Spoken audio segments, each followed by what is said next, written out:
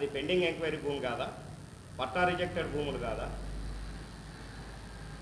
Survey number 10 ఎంత అండి? 11 online తీయండి.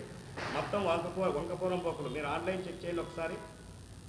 ఏమంటే సోత్రం.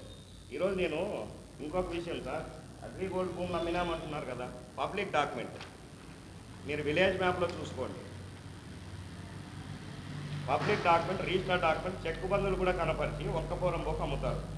సర్వే నంబర్ 11, 9, 19 ఇవన్నీ కూడా వంకపురం బొక్కలు.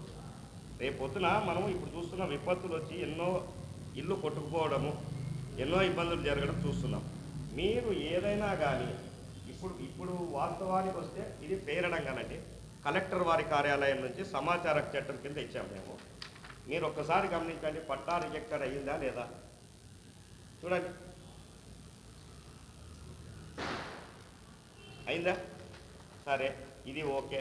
మరి రీసర్వే చేసిన మ్యాప్ ఇది 1963, 64లో ఇనాం ల్యాండ్ కమిషనర్ ద్వారా ఈ పైమాయిసీ నంబర్లు రద్దు చేసి రీసర్వే చేసి సర్వే నంబర్లు కేటాయించి ఇది గుడి, ఇది బడి, ఇది చెరువు, ఇది వంక, ఇది వాగు, ఇది గ్రామకంఠము అని విభాగం చేసిన దీన్ని ఇది లెక్కలేదు వాళ్ళు 43దే చెప్తారు.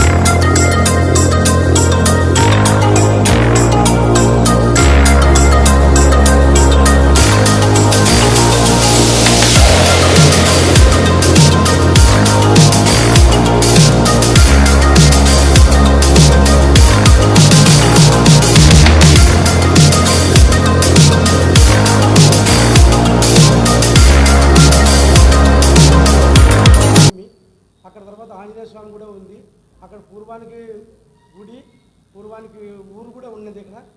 ఆ ఎండోమెంట్ వాళ్ళు కూడా మాకు ఒక కాపీ ఇచ్చినారు, ఇది ఎండోమెంట్దే అని ఇచ్చినారు. చెరువు కింద ఇది ఉంది, వాళ్ళు పట్టా భూమి కాదని ఇచ్చినారు. కాకపోతే వాళ్ళు బ్రిటిష్ కాలంలో 43 సంవత్సరంలో వాళ్ళు కొనిండేది వాస్తవమే, మేము కాదని లేదు. అది ఎట్లా జరిగిందో తెలియదు. తర్వాత వాళ్ళకి 56లోన 79లోన పట్టాలు కూడా రద్దయినాయి, డాక్యుమెంట్ కూడా రద్దయినాయి, పట్టా పాస్బుక్లు కూడా రద్దయినాయి వాళ్ళకి. ఇది నిజము, ఇది నిజము. కానీ వాస్తవాలు మాడాలా. ఏ నాయకుడికి సపోర్టింగ్ కాదు, ఏ పార్టీకి సపోర్టింగ్ కాదు. పార్టీలకు అతీతంగా మేము దాన్ని ఇది చేస్తున్నాం. కాబట్టి మేము దాంట్లో పట్టాలు వేసుకున్నారు. సిపిఎంఎల్ అయితేనేమి, దండోరలు అయితేనేమి వేసుకున్నారు. లేని వాళ్ళు, పేదవాళ్ళు వేసుకున్నారు. దౌర్జన్యం కాదు, ఇస్తామంటే వేసుకున్నారు. వచ్చి వాళ్ళకి న్యాయం జరగాలనే ఉద్దేశంతో కలెక్టర్ గారిని కానీ మేము ఆర్డీఓని కానీ